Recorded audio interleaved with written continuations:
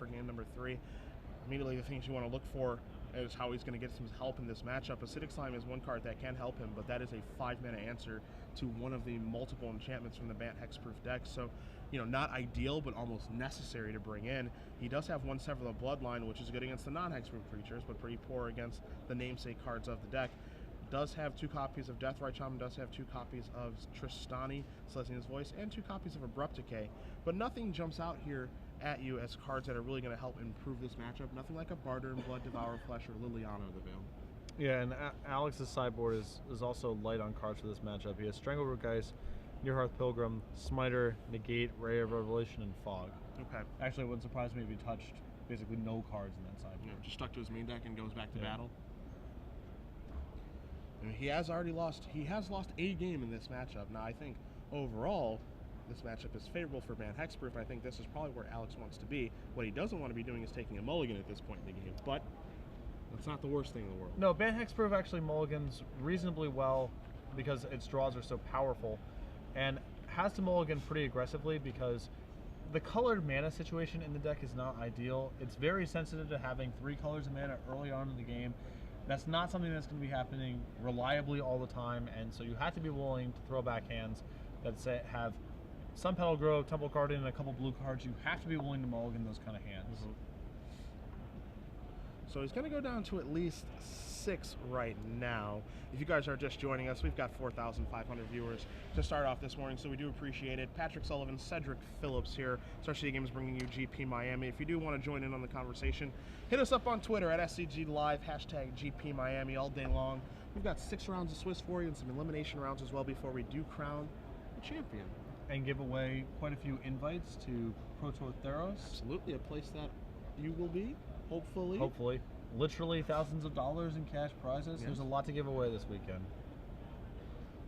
So exciting times here in South Beach.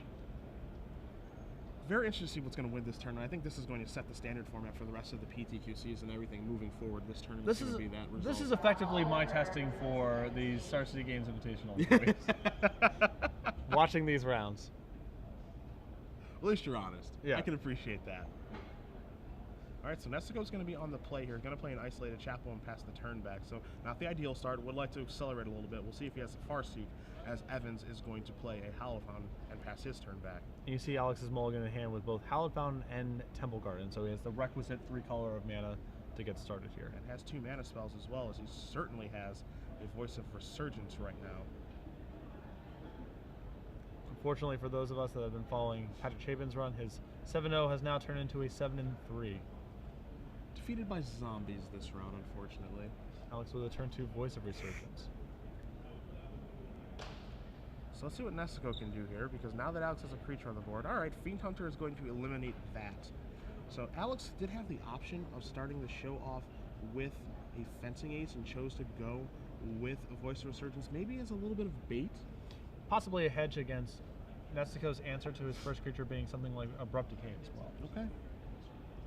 I would much rather have the Fencing Ace in play than the Voice of Resurgence too. So Alex kind of getting paid off for his discipline here.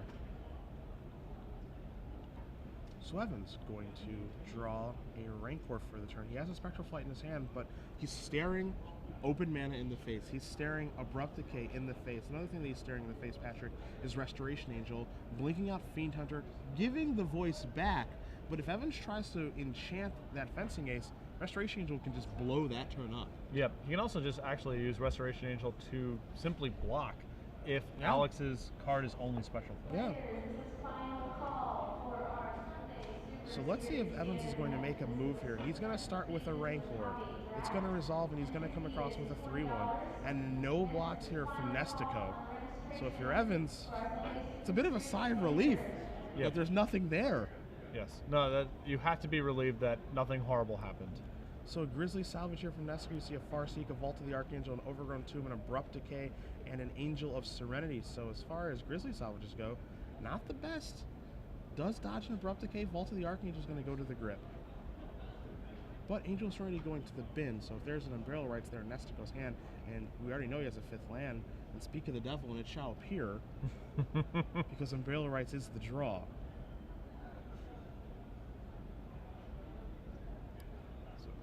Gonna see Angel Trinity here take out Fencing Ace.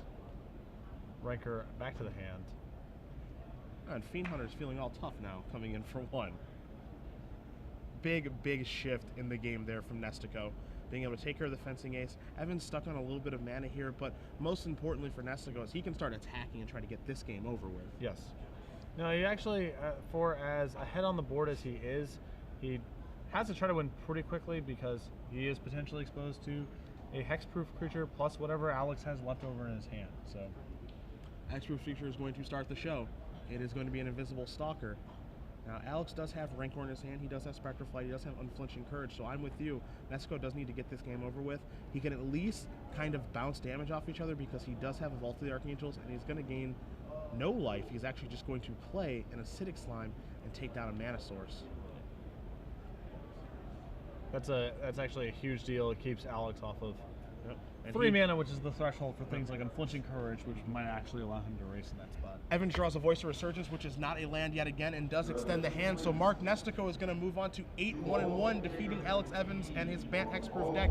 2 games to 1 in a matchup that I'm sure Nestico is a little bit scared of. Doesn't seem ideal. Does not seem like an ideal matchup. Because it's always scary to play against a deck like Bant Hexproof that can just, have its unbeatable draw and beat you, which may be, what happened with Evans in game 2 that he won, but Nestico able to get the other 2 games and move on here to 8-1-1 in his local Grand Prix. Yeah, and for you legacy players out there, I don't care how good you think your matchup is against Charbelcher, no one's happy to play against Charbelcher. Yes. You're always sweating bullets. Yes. Bant Hexproof has that same capacity in this format. Even if your matchup is good, you're not sitting down feeling, all right, yes, I'm playing this deck. Yeah, I can't imagine anyone coming into the tournament saying, you know what I hope I get paired against? Bant Hexproof. All day long. You might think it in the abstract, but everyone talks tough until they're the ones staring down the barrel of the gun. Yeah. You know what I mean? So, Nestico, again,